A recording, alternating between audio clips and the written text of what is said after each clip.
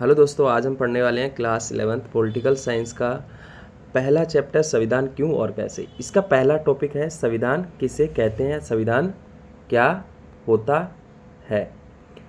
तो ये संविधान क्या होता है, संविधान किसे कहते हैं, ये बहुत ज़रूरी है हमें जानने के लिए, क्योंकि आपकी बुक भी क्या है, पूरा इसी के ऊपर है, भारत का संविधान। इसलिए संविधान के बारे में पता होना, संविधान की परिभाषा पता होना, संविधान क्या होता है इसकी समझ होना बहुत ज़रूरी है। अक्सर कई बार आपके स्कूल में टीचर्स के द्वारा, बाहर कई सारे लोगों के द्वारा भी पूछा जाता है, क्योंकि आपने अब 11th क्लास में आए हो, पॉलिटिकल साइंस लिए, तो as a political science student आपको संविधान की परिभाषा, संविधान किसे कहते हैं, उसकी समझ होनी चाहिए या फिर पता होना चाहिए। साथ ही साथ हम इस वीडियो में समझेंगे कि जो संविधान क्या होता है ये तो देखेंगे, संविधान का समाज में क्या महत्व है, उसकी आवश्यकता क्या है, उसके कार्य क्या है, इन पे भी हम क्या करेंगे, थोड़ा फोकस करने वाले हैं। चलो शुरू करते हैं, देखते हैं संविधान क्या है। तो पहला हमारा है संविधान क्या है। तो संविधान क्या होता है, आप यहाँ पर देख रखे हो, भारत का संविधान नाम से एक मैंने पिक्चर लगा रखी है बुक की। तो संविधान क्या होता है, एक किताब होती है और जिसमें बहुत सारे क्या होते हैं, नियम कायदे कानून लिखे होते हैं।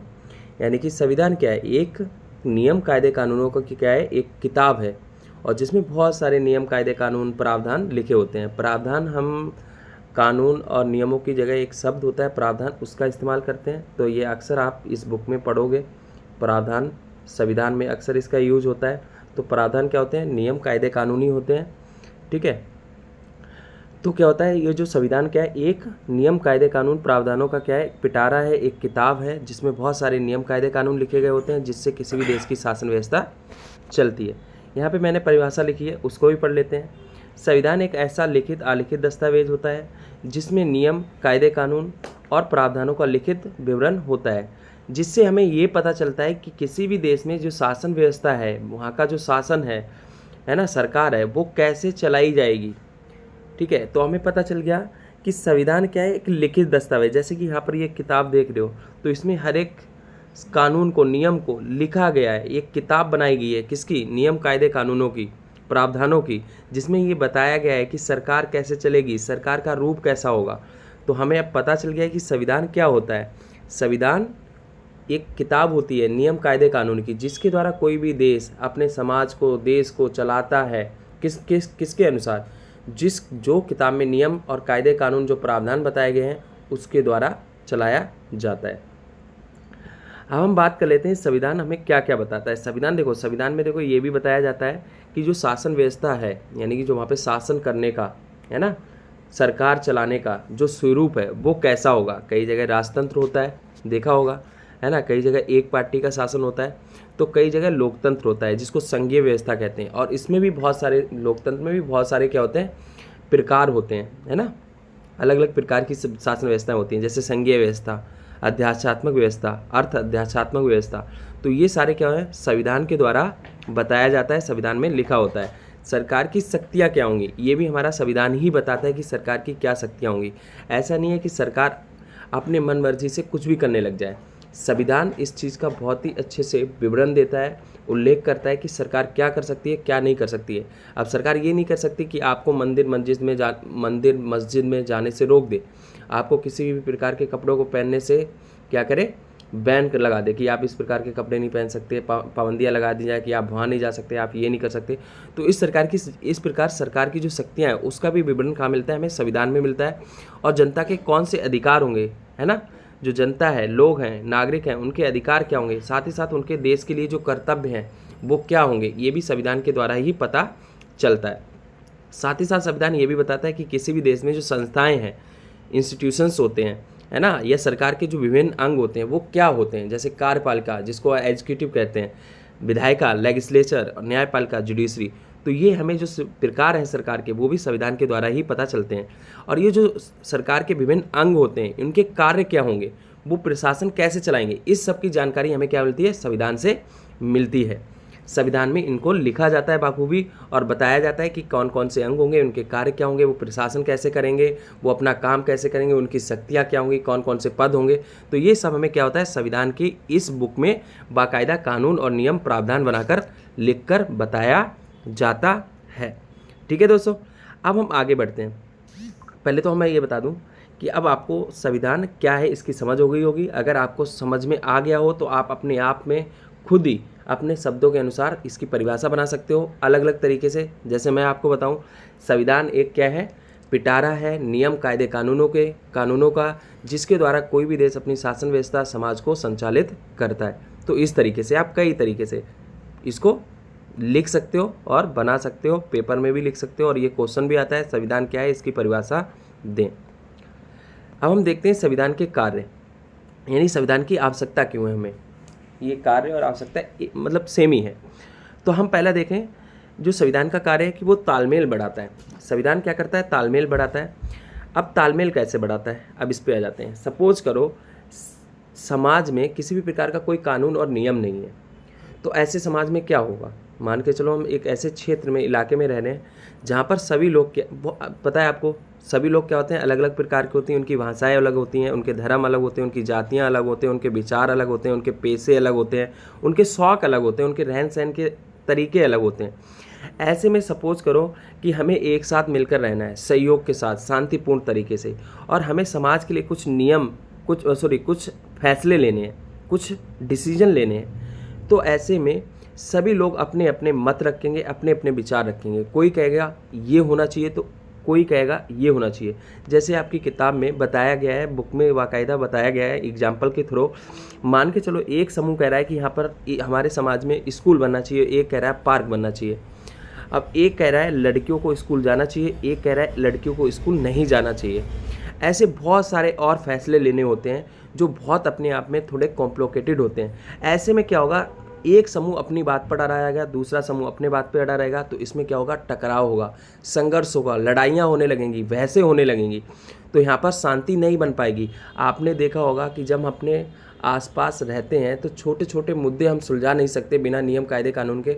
तो सोचो बिना नियम कायदे कानून के एक समाज कैसे चलेगा, समझ रहे हो।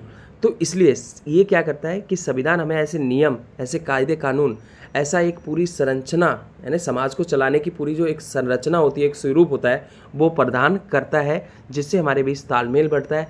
और ऐसे कानून बनाकर देता है, जैसे वोट देने का अधिकार है ना। इससे क्या होता है, लोगों को सबको समान महसूस होता है, एक समान भाव पैदा होता है कि हाँ हम सबके पास समान अधिकार है, किसी का वोट किसी से भी ऊपर नहीं है। और वही समाज क्या करते हैं, वही नियम कायदों को हमारे समाज के सभी लोग मानते हैं, चाहे वो अमीर हो चाहे वो गरीब हो। हमारा संविधान सबको लिंग जाति के बिना भेदभाव के, बिना धर्म के, जाति के भेदभाव को सबको समान मानता है, समान दर्जा देता है। ठीक है, तो इस तरीके से संविधान क्या करता है, ऐसे नियम कायदे कानून लागू करता है जिससे समाज में तालमेल बढ़े, है ना, अपनापन आए, भाईचारा बने। तो ये संविधान का कार्य होता है। साथ ही साथ संविधान क्या करता है, बुनियादी नियम सुनिश्चित कराता है। संविधान हमें ये भी बताता है कि हमारे जो बेसिक रूल्स होंगे, बुनियादी नियम होंगे, वो कैसे होंगे, है ना, कौन कौन से होंगे। क्योंकि अगर बुनियादी नियम की आवश्यकता क्यों है, एक शांतिपूर्ण समाज के लिए, एक ऐसे समाज के लिए जो सहयोग मूलक तरीके से एक साथ मिलकर चल सके। और जब एक साथ चलना होगा, जब हम सहयोग से एक साथ रहना होगा, उसके लिए हमें क्या होंगे, कुछ बुनियादी नियम चाहिए होंगे। और ये बुनियादी नियम ऐसे होंगे जिस पर सभी लोग सहमत हों, सभी लोग उनको माने, स्वीकारे। अब मान के चलो ऐसे नियम का क्या, एक इंसान मान रहा है, एक नहीं मान रहा है। एक को मना किया गया कि आप किसी की संपत्ति नहीं छीन सकते हो, और दूसरा छीने जा रहा है। तो यहाँ पर क्या हो रहा है, समान जो बुनियादी नियम है वो दूसरा व्यक्ति भी नहीं मानेगा। क्यों मानेगा भाई, दूसरा छीनने में लगा पड़ा है, उसके खिलाफ कोई एक्शन नहीं हो रहा है, और मैं जो इनका आदर कर रहा हूँ, इन नियमों का सब कुछ कर रहा हूँ, तो मेरे साथ ही ऐसा बर्ताव किया जा रहा है। तो ऐसे में सभी को ये जो बुनियादी नियम कानून होते हैं, ये क्या होते हैं, किसी संविधान ये मान्यता देता है कि ये बुनियादी नियम समाज में लागू होंगे, और इसको न्यायपालिका के द्वारा लागू किया जाएगा, विधायिका के द्वारा लागू किया जाएगा, न्यायपालिका के द्वारा इनको मान्यता दी जाएगी। तभी सभी लोग क्या करेंगे, इसका पालन करेंगे। अदरवाइज अगर कोई भी समाज का ऐसे ही कोई व्यक्ति आकर या समूह आकर कोई नियम कायदे कानून बना दे, क्या वो लोग उनको मानेंगे, नहीं मानेंगे। ठीक है, तो संविधान हमें क्या करता है, कुछ ऐसे बुनियादी नियम सुनिश्चित कराता है जिससे सभी लोगों में विश्वास पैदा हो, सभी लोग जिनको माने, और जिसके अनुसार समाज सहयोग और शांति से चल सके। अब ये जो नियम होंगे, ये जो बुनियादी नियम होंगे, कुछ रूल्स होंगे कि जो समाज के लिए बहुत ज़रूरी हैं, ऐसे नियम, उनको बनाएगा कौन, इन कानूनों को बनाएगा कौन, किसके पास शक्ति होगी। तो इसमें भी क्या है, बहुत सारी चीज़ें हैं। जैसे कि अब मान के चलो, मैंने पहले बताया कि समाज में जब कोई व्यक्ति डिसीजन, वैसे समाज के नियम है तो समाज के लोग ही क्या करेंगे, निर्णय लेंगे। बट ये संभव कैसे होगा, क्योंकि इतने सारे लोग हैं, ये पॉसिबल कैसे होगा। समाज के भाई, समाज के लिए नियम बनेंगे तो समाज के लोग ही लेंगे, बट ये पॉसिबल कैसे होगा। ये सारे लोग एक साथ मिलकर ये नियम कायदे कानून बना सकते हैं, इनके पास ये शक्ति हो सकती है? बिल्कुल नहीं, क्योंकि ये अगर सारे लोग कानून बनाने लग जाएं आपस में मिलकर तो इनके बीच में बहस और टकराव उत्पन्न होगा, और ये पॉसिबल नहीं है कि ये सारे मिलकर किसी सुनिश्चित नियम और कानूनों पर आकर कोई नियम या कानून बना सके। इसलिए क्या होता है, कई तरीके की हमारे यहाँ पर सिस्टम होती है, व्यवस्था होती है। जैसे राजतंत्र में क्या होता है, जहाँ पर राजा का शासन होता है, वहाँ पर सिर्फ राजा के पास शक्ति होती है, वही क्या कर सकता है, कानून और नियम बनाता है अपनी मन मर्जी से और उन्हीं को लागू करता है। यानी कोई राजा है, उसको मन में जो भी आया वो उसने कानून बना दिया, उसको लागू कर दिया। वहीं क्या होता है, कुछ लोकतांत्रिक देश होते हैं जो क्या करते हैं, समाज के लोगों को ये ताकत देते हैं कि वो अपने लिए अपने नियम कायदे कानून खुद बनाए। बट संविधान यहाँ पर क्या करता है, ये ताकत जो होती है वो विधायिका को दे देता है। यानी उसकी जो संविधान ये बताता है, एक विधायिका होगी जहाँ पर क्या होंगे, लोगों के चुने गए प्रतिनिधि बैठेंगे और वही विधायिका क्या करेगी, लोगों के लिए कानून बनाएगी। यानी कि यहाँ पर हमारे संविधान एक ऐसा तरीका देता है जिससे लोगों के लोग ही चुनकर उनके लिए क्या कर सकें, कानून बना सकें। तो वो किसके पास शक्ति होती है, संविधान ये बताता है कि जो विधायिका होगी उसके पास ये शक्ति होगी, और विधायिका में जो, जैसे इसे संसद भी बोलते हैं, पार्लियामेंट भी बोलते हैं, और ये जो संविधान है ये बताता है कि विधायिका में जो लोगों के द्वारा, लोगों में से कुछ जो नेता होंगे, जो व्यक्ति होंगे, प्रतिनिधि होंगे, वो चुनकर जाएंगे और वही क्या करेंगे, कानून बनाएंगे। ठीक है, क्योंकि सारे लोग एक साथ कानून नहीं बना पाएंगे, इसलिए लोग क्या करेंगे, कुछ अपने चुनिंदा लोगों को चुनकर इसमें भेजेंगे और वही कानून बनाएंगे। तो संविधान कानून बनाने की शक्ति किसको देता है, विधायिका को देता है और लोगों के चुने गए प्रतिनिधि को देता है ना। और राजतंत्र में क्या होता है, जैसे चाइना भी देख लो, एक पार्टी का रूल है, तो वहाँ पर एक पार्टी के नेता ही क्या करते हैं, कानून बनाते हैं। ठीक है, ऐसी और भी कई सारे पहले इस ज़माने में देश हुआ करते थे, राज्य हुआ करते थे, साम्राज्य हुआ करते थे, जहाँ पर राजा क्या करता था, अपनी मन मर्जी से कानून बनाता था। बट हमारा संविधान क्या करता है, ये शक्ति लोगों के हाथ में देता है, उनके चुने गए प्रतिनिधि क्या करते हैं, विधायिका के माध्यम से एक पूरे प्रॉपर स्ट्रक्चर के तहत विधायिका के माध्यम से कानून बनाते हैं। साथ ही साथ संविधान क्या करता है, संविधान क्या करता है, सरकार की शक्तियों पर क्या करता है, सीमाएँ लगाता है। यानी सरकार ये अनुमति नहीं देता सरकार को कि सरकार अपनी मन मर्जी से कुछ भी कर सके। मान के चलो सरकार चलाने वाले कुछ ऐसे लोग आ गए जो बहुत ही ज़्यादा अत्याचारी हैं, बहुत ही ज़्यादा ऐसे हैं जो तानाशाही हो जाते हैं, यानी सारी शक्तियाँ अपने हाथ में लेना चाहते हैं और वो अपनी मन मर्जी से कुछ भी कर सकते हैं। तो यहाँ पर क्या करता है संविधान, इनकी मन मर्जी को रोकने के लिए, जैसे सरकार ये नहीं कह सकती कि आपको ये खाना है, ये पीना है, आपको यहाँ जाना है, वहाँ जाना है ना, आप पूजा पाठ नहीं कर सकते, आप घूम नहीं सकते, तो ये संविधान, ये सरकार नहीं कर सकती है, ना ही इस प्रकार के कानून, ना ही इस प्रकार की शक्तियों का इस्तेमाल कर सकती है, क्योंकि इससे क्या होगा, नागरिक के अधिकारों का शोषण होगा, नागरिक के जो स्वतंत्रता है उसका हनन होगा। तो संविधान क्या करता है, यहाँ पर लोगों को मौलिक अधिकार देता है और जिससे क्या करता है, सरकार की शक्तियों पर सीमा लगाता है। तो ये भी क्लियर हो गया। अब हम देखेंगे संविधान क्या करता है, जनता की आकांक्षाओं और लक्ष्यों को पूरा करते हैं, क्योंकि जो संविधान होता है उसका मूल्य आधार ही क्या होता है, लोगों की आकांक्षाओं और लक्ष्यों को पूरा करना, समाज की आकांक्षाओं। जनता और समाज एक ही चीज़ है, क्योंकि समाज में ही तो जनता होती है, नागरिक रहते हैं, तो उन्हीं की आकांक्षाएं क्या होंगी, समाज की आकांक्षा होंगी और जनता की आकांक्षा सेम ही है। अब देखो, जनता की आकांक्षाएं संविधान क्या करता है, पूरा करता है, क्योंकि संविधान का मूल्य जो आधार है वो कौन होते हैं, नागरिक होते हैं, समाज होता है, कि समाज को कैसे अच्छे तरीके से चलाना है ना। संविधान बनता है किसके लिए, समाज के लिए बनता है। ठीक है, तो वहाँ पर संविधान का ये बहुत ही बड़ा कर्तव्य हो जाता है कि लोगों की आकांक्षाएं और उनकी लक्ष्यों को पूरा किया जाए। अब लोगों की आकांक्षाएं और लक्ष्य होते क्या है, आपने देखा होगा, हम सभी लोग कहीं ना कहीं अपने लिए न्याय की मांग करते हैं, समान होने की मांग करते हैं। जैसे आपने देखा होगा, कहीं आप किसी दफ्तर में, सरकारी दफ्तर में जाते हैं काम करवाने के लिए, और जब आप लाइन में लगे होते हैं, जब कोई एक व्यक्ति, अनजान व्यक्ति जो ऑफिसर काम कर रहा है उसका जानकार होता है, ठीक है, और वो जाके अपना काम पहले करवा लेता है, तो वहाँ पे आपको कैसा फील होता है, असमान फील होता है। ऐसे ही समाज में और भी कई सारे लोग होते हैं जिनको न्याय नहीं मिल पाता है, जो लोग समान अपने आप को महसूस नहीं कर पाते हैं। कुछ लोगों का क्या होता है, प्रभुत्व होता है, कुछ एक तबकों का क्या होता है, वर्चस्व होता है समाज में, वही सत्ता अपने हाथ में रखते हैं। तो ऐसे में संविधान क्या करता है, उन लोगों की आकांक्षाओं को पूरा करता है, लोगों की लक्ष्यों को पूरा करता है, जो लोगों की मांग होती है समानता और न्याय की। ऐसे ही एक समानतापूर्वक समाज का और न्यायपूर्ण समाज का क्या करता है, निर्माण करता है। कौन? संविधान। संविधान एक ऐसा नियम कायदे कानूनों के तहत एक ऐसा समाज बनाता है जहाँ पर सभी लोगों को समानता मिले, एक न्यायपूर्ण समाज सुनिश्चित किया जा सके, लोगों के अधिकार हो, है ना, लोगों की स्वतंत्रता हो, लोग अपनी स्वतंत्रता का, समानता का इंजॉय कर सके, है ना, समान भाव पैदा हो सके लोगों में। तो संविधान उन लोगों की आकांक्षाओं को पूरा करता है। साथ ही साथ संविधान हम राष्ट्र की कुछ बुनियादी पहचान भी सुनिश्चित करता है। संविधान, जब किसी देश का संविधान बनता है तो वो संविधान जो क्या करता है, कुछ राष्ट्र की बुनियादी पहचान भी क्या करता है, बताता है। ये तय करता है कि राष्ट्र की बुनियादी पहचान कैसी होगी। जैसे भारत है तो भारत के संविधान में बताया गया है कि भारत क्या है, एक गणराज्य है। भारत एक धर्मनिरपेक्ष देश है ना, राष्ट्र है। भारत क्या है, एक लोकतांत्रिक देश है। तो इससे क्या पता चल रहा है कि संविधान क्या करता है, कुछ राष्ट्र की बुनियादी पहचान देता है ना। नैतिक तौर पर यह भी बताता है कि हमारा जो देश होगा वो विविधताओं से भरा हुआ है। यहाँ पर सबको समान तवज्जो दिया जाता है क्योंकि हमारे यहाँ पर अलग अलग प्रकार के लोग हैं, उनकी सबकी सुरक्षा की जाती है। ठीक है, तो हमें नैतिक पहचान भी देता है, हमें राष्ट्रीय पहचान भी देता है, हमें राजनीतिक पहचान भी देता है कि हमारा देश क्या है, एक संघीय व्यवस्था को अपनाता है। यहाँ पर लोकतंत्र है और लोकतंत्र के द्वारा ही लोग अपने प्रतिनिधि को चुनकर भेजते हैं और वही शासन करते हैं। कुछ संविधान ऐसे होते हैं जो अपनी एक विशेषता के ऊपर आधारित होते हैं। जैसे जर्मनी का संविधान था, जर्मन नस्ल के आधार पर सिर्फ जर्मन लोगों को मान्यता दी गई थी, किसी एक विशेष प्रकार के तबके को मान्यता दी जाती है। कुछ इस्लामिक देश ऐसे होते हैं जो क्या करते हैं, अपने संविधान की जो पहचान होती है वो किसी एक समूह या किसी एक धर्म समुदाय पर आधारित होती है। बट हमारा संविधान क्या है, ऐसा नहीं करता है, हमें एक ऐसी पहचान देता है जो सर्वव्यापी है, जिसको पूरे विश्व में सराहा जाता है, सराहना मिलती है, प्रोत्साहित किया जाता है हमें, क्योंकि हमारा देश एक बहुत बड़ा देश है जो विविधताओं से भरा है। और ये इसलिए भारत की जो पहचान है वो विविधता से भरे देश की है, जिसमें सबको सम्मान दिया जाता है। ठीक है, ये हमारा नैतिक स्वरूप है और हम सब लोग एक साथ मिलकर रहते हैं।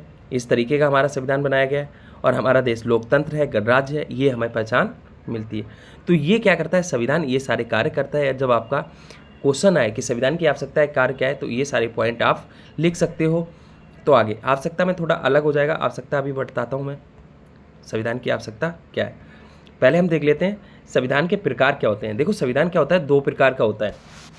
ठीक है, एक लिखित संविधान होता है, एक अलिखित संविधान होता है। लिखित संविधान क्या होता है, हमारा रिटन कॉन्स्टिट्यूशन, जिसको रिटन कॉन्स्टिट्यूशन कहते हैं। लिखित संविधान वह संविधान होता है जो प्रॉपर एक किताब में लिखा जाता है, अनुच्छेद भाग, यानी संविधान में क्या होता है, हर एक चीज़ को बहुत अच्छे से अनुच्छेदों में भाग बनाकर, यानी कि इन अनुच्छेदों को एक भाग में डाल दिया, इन अनुच्छेदों को दूसरे भाग में डाल दिया, कुछ और चीज़ें बची उनके लिए अनुसूची बना दी, शेड्यूल बना दिए।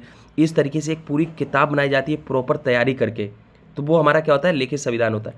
अलिखित संविधान क्या होता है, अनरिटन कॉन्स्टिट्यूशन, वो ऐसा संविधान होता है जो सिर्फ एक क्या करता है, चार्ट बना दिया जाता है या कोई एक पत्र में या कहीं पर लिखकर टांग दिया जाता है, तो वो अलिखित संविधान होता है, जिसकी कोई सुनिश्चितता नहीं होती है। यानी कि कोई ऐसा नहीं होता है कि तय हो कि ये कानून है, ये नियम है।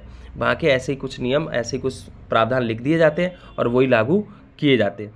अब हम देखते हैं जिन देशों में लिखित संविधान है वो कौन से हैं। एक तो हमारा भारत देश है, एक अमेरिका है, फ्रांस है, ऑस्ट्रेलिया है, डेनमार्क है, न्यूजीलैंड है, ब्राज़ील है। यहाँ पर क्या है, हमारा लिखित संविधान है, यानी रिटन कॉन्स्टिट्यूशन है। और जिस देशों में अलिखित संविधान है उसमें सबसे पहले इंग्लैंड आता है। इंग्लैंड में राजतंत्र था, राजशाही थी, है ना। तो वहाँ पर क्या था, एक चार्ट बना दिया था, एक पूरी सीरीज बना दी थी लिखकर, और जिसमें क्या था, बहुत सारे नियम कायदे कानून लिखे गए थे। इसी तरीके से कनाडा है, चीन है, इजराइल है, न्यूजीलैंड है, सऊदी अरब, इन सब में क्या है, हमारा अलिखित संविधान है। उसके साथ बात करें कि संविधान को दो भागों में बांटा जाता है ना, वर्गीकरण किया जाता है, क्लासिफिकेशन, कठोर और लचीला। यानी लचीलेपन का संविधान होता है, कठोरपन का होता है। कठोरपन का वो संविधान होता है जिसमें कोई भी बदलाव या कोई भी परिवर्तन जो कानून होते हैं, लिखे गए होते हैं, उनमें आसानी से संविधान में कोई परिवर्तन और बदलाव ना किया जा सके, कठोर वो होता है। इसके लिए क्या होता है, एक विशेष बहुमत, एक बहुत बड़ी प्रक्रिया को सामना करना पड़ता है, तब जाके क्या हो सकता है, संविधान में बदलाव कर सकते हैं। यानी जो कठोर संविधान है, कठोर संविधान, उसमें परिवर्तन जो है, बदलाव जो है, संविधान की किताब में आसानी से नहीं कर सकते हैं। इसमें क्या होता है, एक बहुत बड़ी प्रक्रिया का, एक लंबी प्रक्रिया का हमें सामना करना पड़ता है। वहीं बात करें लचीलेपन के संविधान की, तो इसमें बड़ी आसानी से आप आम बहुमत के अनुसार क्या कर सकते हो, परिवर्तन कर सकते हो। यानी बहुमत किस लिए चाहिए होता है? जब आपको जो जनता के चुने गए प्रतिनिधि नहीं होते हैं, अभी हम आगे इसको समझेंगे, बहुमत को अच्छे से समझेंगे। जो जनता के चुने गए प्रतिनिधि होते हैं, जो संसद में और जो विधायिका में बैठते हैं, उनकी बहुमत की ज़रूरत होती है ना, तो उसको कहते हैं। तो लचीला संविधान क्या होता है? इसमें आसानी से हम क्या कर सकते हैं? संशोधन कर सकते हैं, है ना, साधारण तरीके से। अब हम देखते हैं कि जो भारत का संविधान है वो कैसा है। भारत का संविधान दोनों ही है, लचीला और कठोर। यानी भारत के संविधान में हम क्या कर सकते हैं? आसानी से संशोधन आसानी से ना संशोधन कर सकते हैं और ना ही आसानी से कोई, इतना भी कठिन नहीं है, यानी यहाँ पे ये कन्फ्यूजन हो जाती है।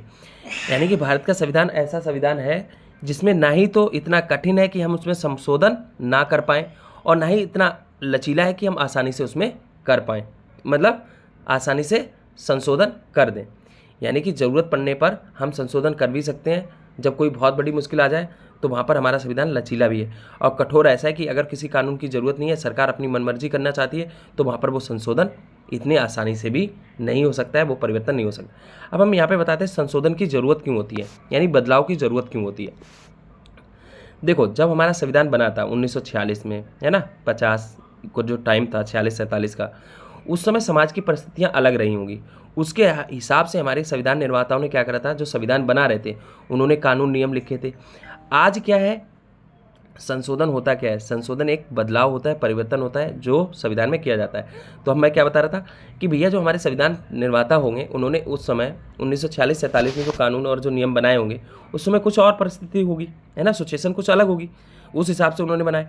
आज के टाइम पर अलग अलग समस्याएँ आ गई हैं, है ना, जैसे कि आज इंटरनेट हो गया है, आज टेक्नोलॉजी बहुत तेज़ी से बढ़ रही है। टेक्नोलॉजी से जुड़े कई सारे क्या हो गए, क्राइम बढ़ गए हैं, जिसको साइबर क्राइम कहते हैं, है ना।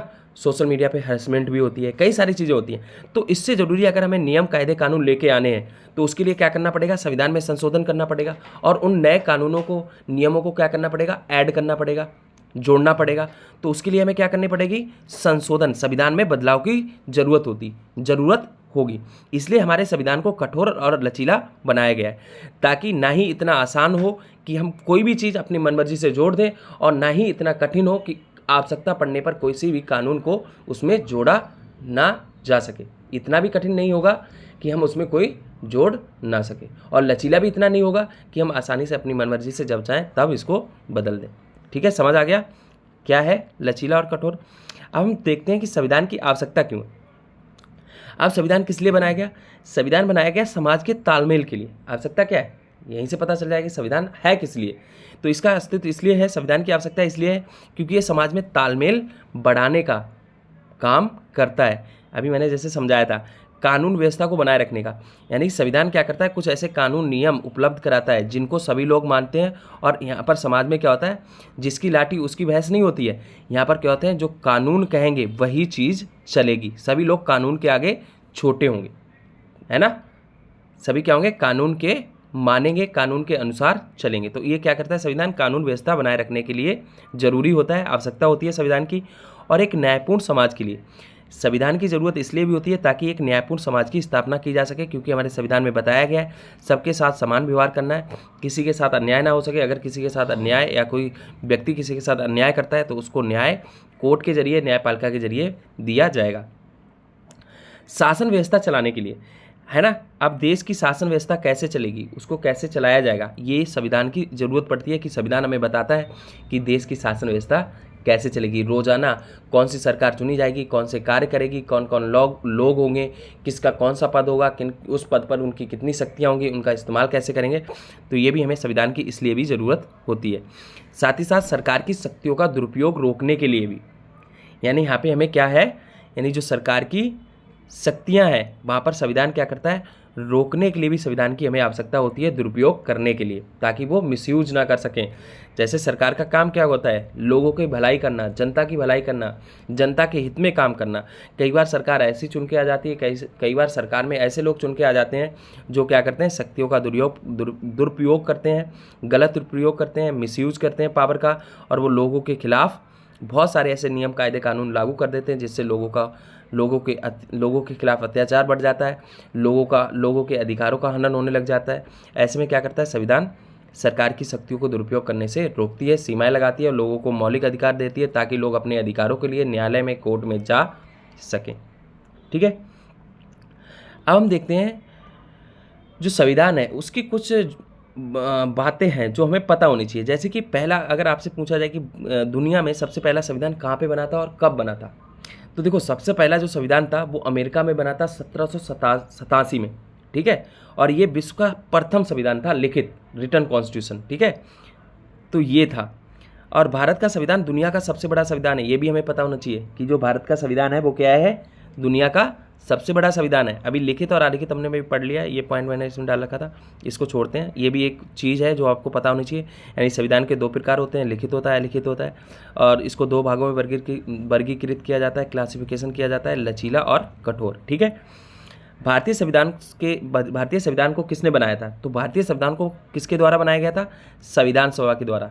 यानी जो संविधान सभा थी उसने क्या करा था, संविधान सभा ने हमारे संविधान को बनाया था। ये भी क्वेश्चन 1 नंबर में पूछ लिया जाता है पेपर में, तो ये पता होना चाहिए, एमसीक्यू में अभी आ सकता है। और भारतीय संविधान का जनक किसे कहा जाता है, तो डॉक्टर अंबेडकर को कहा जाता है, क्योंकि डॉक्टर अंबेडकर को ऐसा भी माना जाता है कि डॉक्टर अंबेडकर ने ही पूरा संविधान बनाया, जिसमें बहुत लोगों का योगदान था, बट निर्माता किसे माना जाता है, डॉक्टर BR अम्बेडकर को, है ना। डॉक्टर भीमराव अंबेडकर को संविधान का जनक और निर्माता माना जाता है। और वही क्या थे, संविधान की जो प्रारूप समिति थी मसौदा तैयार करने, यानी संविधान का जो पूरा स्ट्रक्चर, संरचना तैयार करने वाले कि संविधान के अनुच्छेद कैसे लिखे जाएंगे, क्या क्या तरीके होंगे, किस किस तरीके से हम चीज़ों को ऐड कर सकते हैं, वो सब किसने तैयार किया था, अंबेडकर ने। इसलिए अंबेडकर को प्रारूप समिति का अध्यक्ष बनाया गया था। और प्रारूप समिति का जो काम था वो ये था कि आप संविधान को किस तरीके से लिख सकते हैं, उसका स्ट्रक्चर क्या होगा वो बताओ, तो BR अम्बेडकर ने ये सब बताया था। भारतीय संविधान कब बनकर तैयार हुआ, तो ये बहुत ही पूछे जाने वाला क्वेश्चन होता है कि 26 नवंबर 1949 को बनकर तैयार हुआ था। और लागू कब हुआ, तो 26 जनवरी 1950 को। ठीक है, तभी हम यहाँ पर क्या करते हैं, इसको रिपब्लिक डे मनाते हैं। भारतीय संविधान को बनाने में 2 वर्ष 11 महीने 18 दिन लगे। अब ये भी पता होना चाहिए कि लगभग, मतलब कि संविधान जो बना था हमारा उसको कितना टाइम लगा, कितनी बैठक हुई, तो 166 बैठक हुई थी। और समय कितना लगा था बनाने में, 2 वर्ष 11 महीने 18 दिन। साथ ही साथ यहाँ पर लगभग 64 लाख रुपए हमारे खर्च हुए थे संविधान बनाने पर। ठीक है, तो ये कुछ जानकारी थी जो आपको पता होनी चाहिए, कभी कभार पूछ ली जाती है पेपर में। तो मिलते हैं नेक्स्ट वीडियो में, आगे के टॉपिक देखेंगे हम इस चैप्टर के। तब तक के लिए धन्यवाद, मिलते हैं नेक्स्ट वीडियो।